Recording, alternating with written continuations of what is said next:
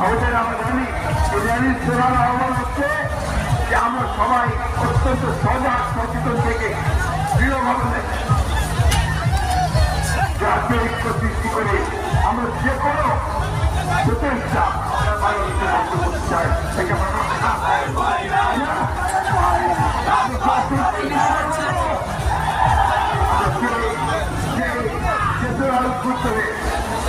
আমাকে ভরসা যেভাবে অধিকার গিয়েছিলাম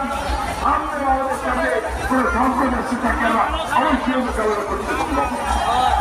আমরা বিশ্বাস করি বাংলাদেশের স্বাধীনতা প্রিয় গণতান্ত্রিক সৈনিকেরা এবং বাংলাদেশের মানুষেরা তারা তাদের স্বাধীনতার ব্যাপারে ঐক্যবদ্ধ থাকবেন তো আজকে তাই প্রভাব রয়েছে এই অনুষ্ঠানের মধ্যে দিয়ে আসুন এখন আমাদের